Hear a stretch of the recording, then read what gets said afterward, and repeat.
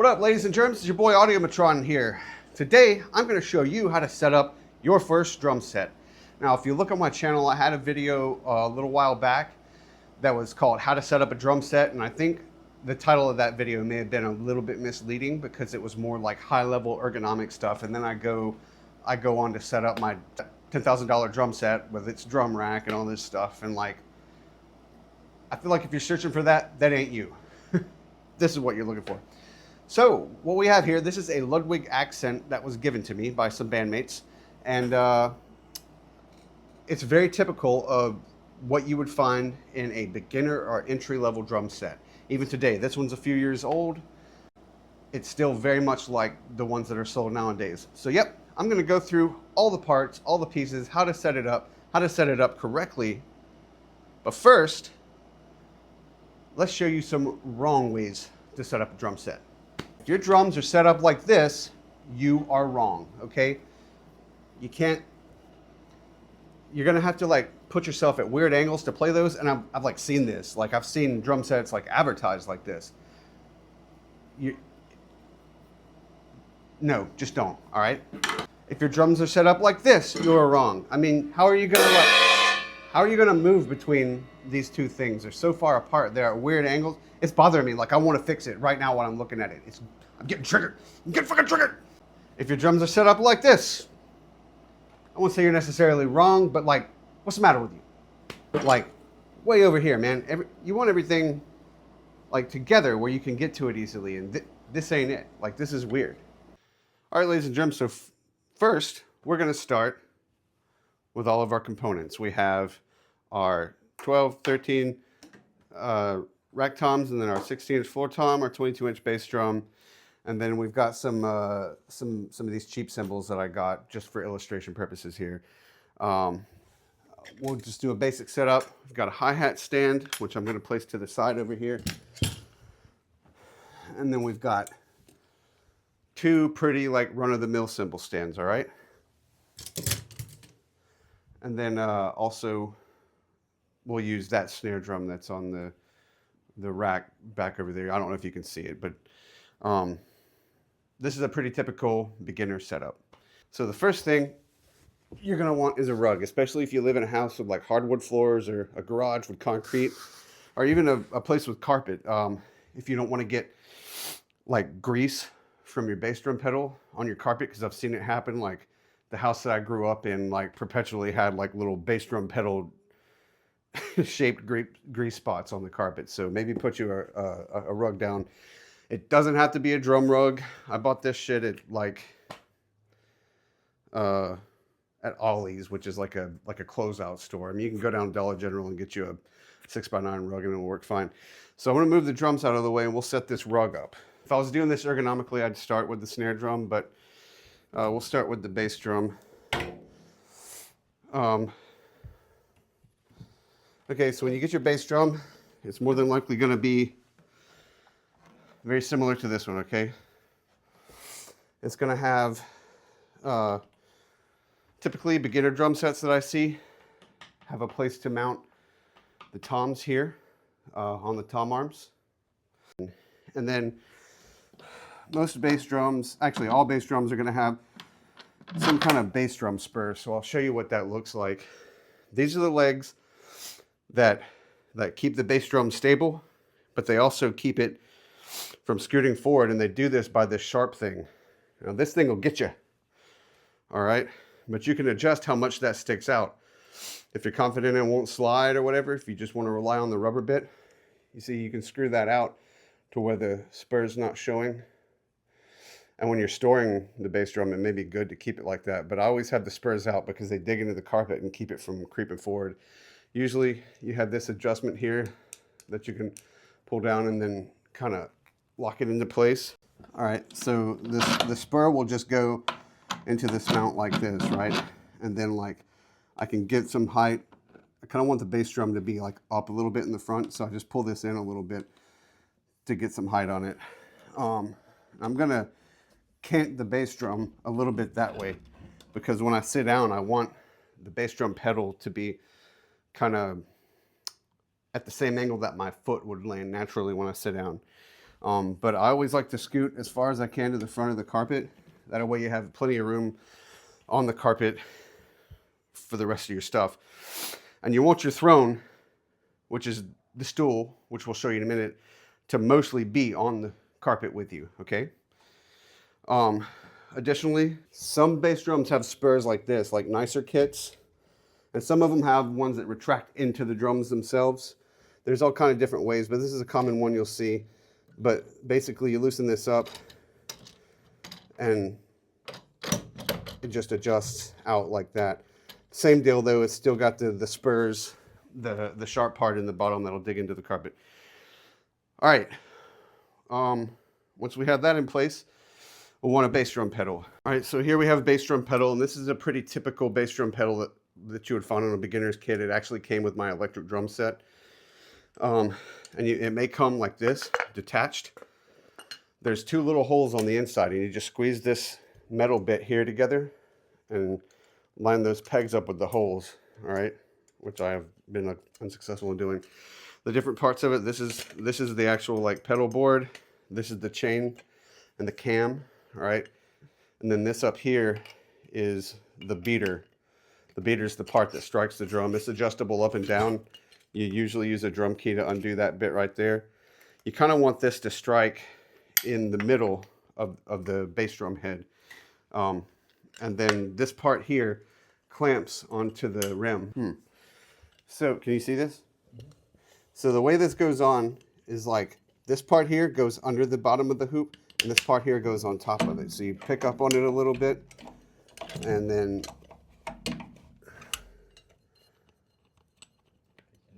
I'm loosening it up to make it be able to accommodate. Make sure it's flat and in the middle. Oh. Could you explain that bit where you have to unscrew it? Oh yeah, so there's a screw down here that adjusts the tension of this. Like you turn it, you loosen it to like make more room, and then once you get it on there, you want to clamp it down. Just tighten it down real good. I mean, you know, don't put a death grip on it where you can't get it off. Now some bass drum pedals, some nicer ones, will actually have solid metal under the bottom here. I've even seen cheaper ones nowadays that are like that. They'll have solid metal on the bottom, and the adjuster will be out here where you don't have to stick your hand under there. But this is a pretty typical like old school bass drum pedal. Your beater, like this one's reversible. You can actually turn it around.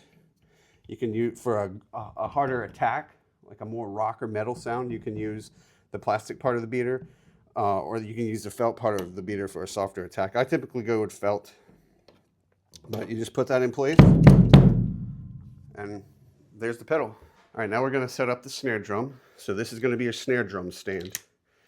It'll have a basket that's adjustable, like to accommodate for different sizes of snare drums. Most snare drums are 14 inches. That's a very common, typical size for a snare drum.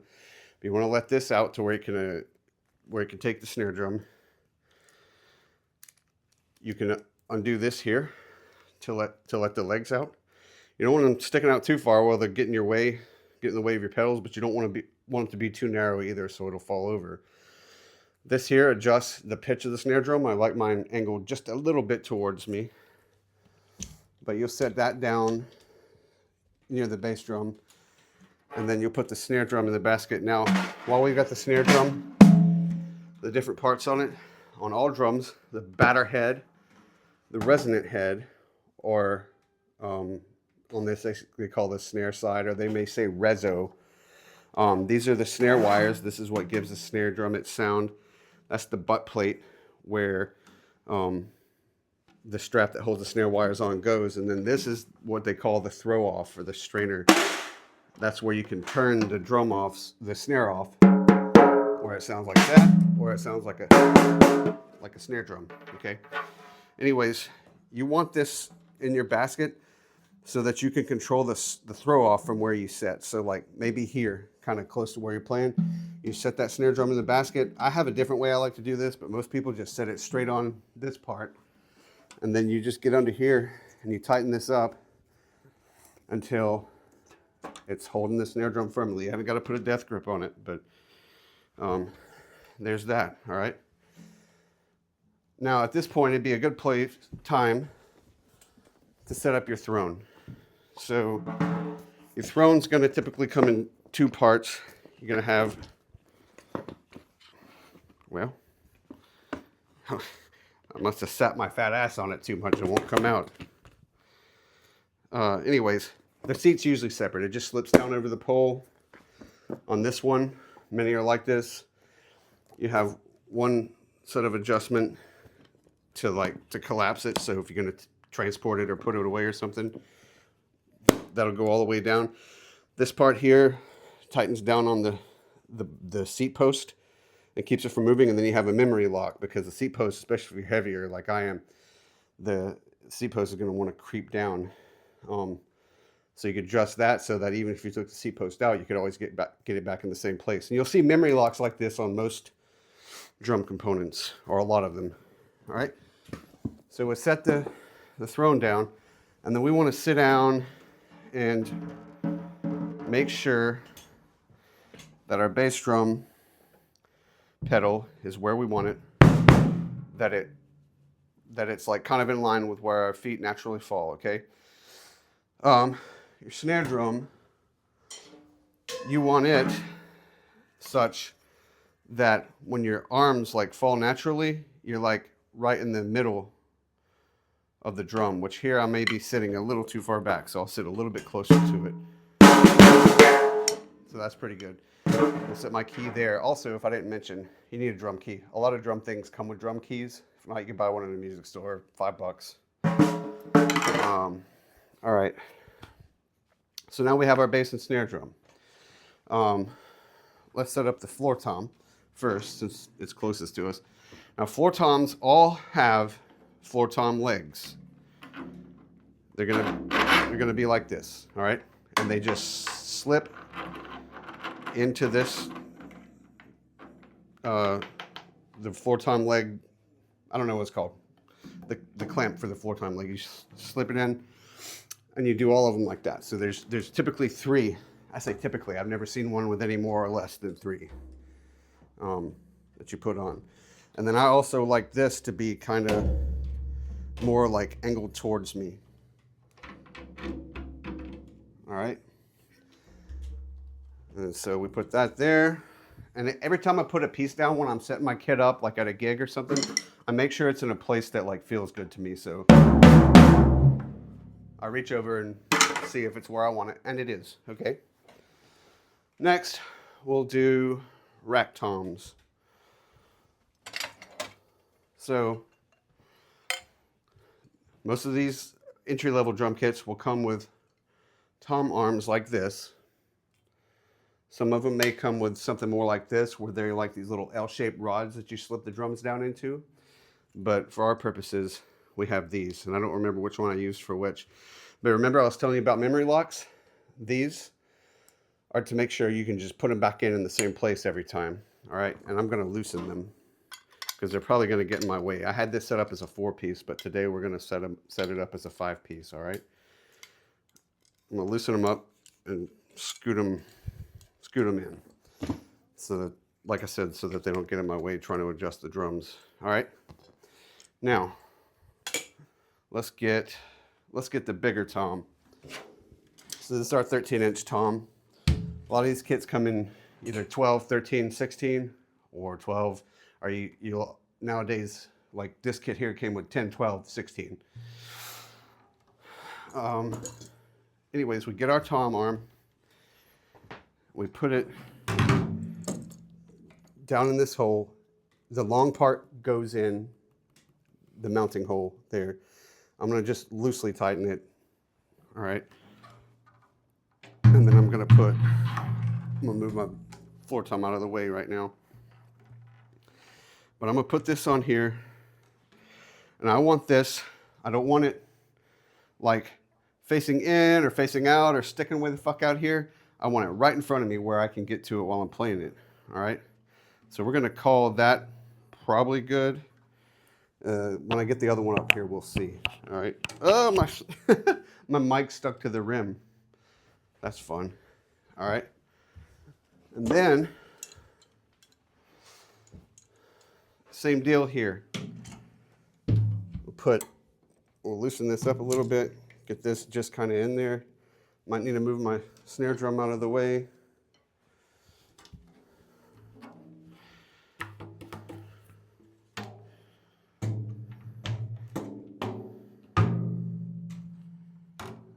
And I'm gonna have this one down a little bit further. This one could probably go down more. Yeah. So you can get it, you don't want it touching the drum, the bass drum. You don't want the toms like touching it, but you can get it pretty close. But not too close to where when they hit, that they'll start hitting the bass drum. And that one's not, so that's good.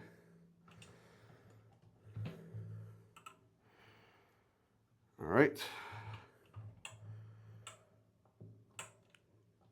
So that seems okay. We'll see in a moment when I sit down. All right. So these are the memory locks I was telling you about. Like, you loosen them by using a drum key right here. All right. They'll all have like a piece that like sticks out. And then like on the bottom of the drum down, or rather on the bottom of the mount, there's a piece that goes into. So you just turn it around, get it in that little notch, and then tighten it up. And now when you go put this back on, and look, we got the same thing down here. But when you go put these back on, now you can just slam these things in here and they will automatically go to the right place. You don't have to finagle with it. You'll know that it's right each time. Now, who the fuck designed that? I might need a smaller drum kit. You get the picture. So now everything is within reach. The angles aren't too extreme where I'm playing on them like this. I can still kind of play down on them. They're a little bit higher, so I don't run my hand into the snare drum when I'm trying to hit this tom. I haven't played with this drum, so it's not tuned. But everything's where I can get to it. I'll do another video where I tune this drum later. All right, so that's the basic setup of the drums. Now that we've got those pieces set up, all we have left is the cymbals. So we'll start with the most important cymbal, arguably, is the hi-hat. It's what's going to allow you to keep your groove. So the hi-hat is the cymbal that you see that's on the stand with the pedal like this. All right, same deal with this. The little bars, you know, if you got a more expensive hi-hat stand, it'd be actually a flat piece of metal instead of these little bars, but I got this one on Temu. And by the way, if you happen to get a hold of some drums and you don't have stands, the stuff from Temu is okay. It's not top notch, but I've been playing with it on this kit and it's been fine. So again, it has a way to adjust the legs. So you want to adjust it such that, like, you don't want this like riding way high, but like where the bottom of the pedal board thing is just above the floor and the stands are firmly on the ground. Your hi-hat position should be somewhat forward and to the left of your snare drum. Now, these are the hi-hat cymbals. In some nicer sets, it'll be marked which one's the bottom. It's usually the heavier one. In this set, they're exactly the same because they're cheap. I paid like 70 bucks for this whole set. So we're going to treat this one as the bottom. Bottom one's easy. You put it on. Clutch. This is the hi-hat clutch. I've actually been setting these up wrong my entire life. So what you're typically going to have is, oh no, that can stay up there. You're going to have the clutch, and then you're going to have two felts, like kind of a bigger part, and then like two of these little nuts like this, these nuts, all right? So the actual little nuts go together like that, okay? I've been using them to sandwich the cymbals, and it's been fine. And then you put those like that. You put one of the felts there on top, and then put the shaft of that thing through the cymbal, other felt on the bottom, and then the big piece on the bottom like that. Tighten it, but not too tight. It's fine if it wiggles a little bit. And then adjust it down, and then that's what you have. The way I like to do, this is personal preference, but the way I like to do hi-hats is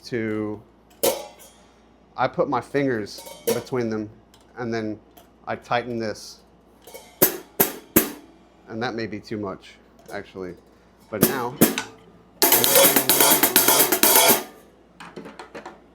Now I can open it. This seems a little too close, so I'm gonna actually put it more out here. That feels pretty good.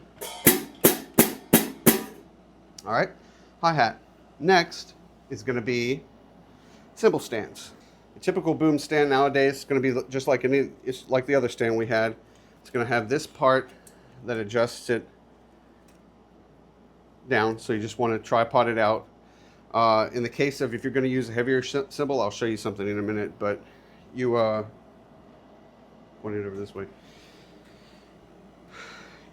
Make sure it's nice and stable on the floor. This is what's called a boom stand. So you see it was hidden, but it has a boom that will allow you to kind of telescope the cymbal like away from the stand and get it closer to something. You see this? All right. So that's the boom. If you recess the boom back all the way in like it was, then you could just make it a straight stand. So, but this one's going to be a boom stand because we're trying to get our ride cymbal a little closer. I put the boom over one of the legs and I put the leg towards where the boom's going so that it doesn't fall over. If you put it in one of those gaps, it'll make it unstable where it'll fall. So we're going to put that there. This bit here adjusts. You can use that to adjust the angle. That looks like it's probably going to be pretty good there. So this a little cheap, so I had to finagle with it. And then this part here tightens this part down. So it's loose right now, but like once we get it where we want, we tighten it down. All right? Which cymbal is this? That's going to be the ride cymbal.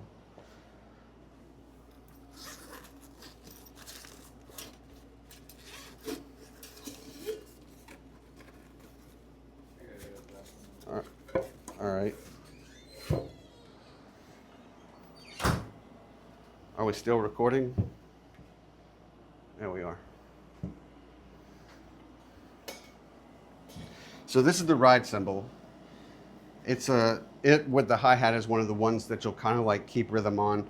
If you have a crash ride or a lighter ride, you can crash on it by hitting the edge. Or you can ping on the bell for that like hard rock kind of sound, you know? Cymbal stands all have on top of them. They'll usually be like some plastic bit like this with a felt on it. That just sets down on there. The cymbal then sets down on top of that felt. And you guessed it, on top of the cymbal goes another felt, and then a lot of times there'll be like a little washer that goes on top of the felt. Now, I've got this too close to my floor tom. Now, it's personal preference where this goes. If I was playing my kit over there, you see I've kind of got it between the two toms over the bass drum. But since our toms are mounted on the bass drum, it's going to have to go up to the side a little bit. But we'll keep it right there. Again, we're going to sit down and make sure that that thing's where we want it. So.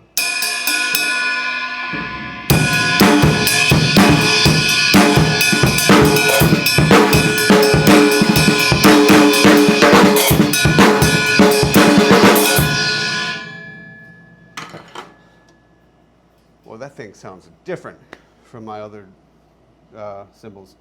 So that's in a good place. It's not too far away where I have to like stretch to reach it, and it's not too close where I'm like bunching myself up. It's just in a perfect spot. All right. And then next, or last rather, we're going to set up the crash cymbal. So same deal. This is the exact same kind of stand, but we're going to use this one as a straight stand. But if, based on your positioning, it needs to be a boom stand, that's totally okay. But I'm going to put this up a little bit. Some people like their cymbals up really high. I've kind of gotten to where I like mine lower, where I can get to them more easily. And you want to make sure they're positioned to where they're not in the way of you striking the other drums. So I'm going to do like that, and same deal.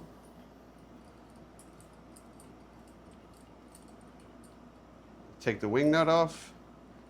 And they got quick release versions of these things you can get that just let you like push a button and slip them on, or you can get the no nuts like I have here where I can just straight up take them off. But put this on here like this. Why don't you explain the no nuts real quick, because some people might not understand that. Oh yeah, so also on these wing nuts, you don't want these things to be like death grip, where the cymbal can't move, but you don't want them like flopping around, but you want them on there because they're going to keep them from coming off. Now, John just said, can you see this? Yes. So this is what's called a no nut cymbal sleeve. I found, Jesus God. They come like this. You basically like push that down onto or screw it onto the threaded shaft. And this is flexible enough it's flexible but like rigid at the same time, so the cymbal will never come off. And then so like for quick setup, you just set them down and that's it. That'll never come off of there. Game changer. But so yep, now we have, and I've probably got this cymbal maybe a little too high for my liking, but it'll be okay. Now we have functional drum set. Everything's set up such that nothing's in the way and we can rock out.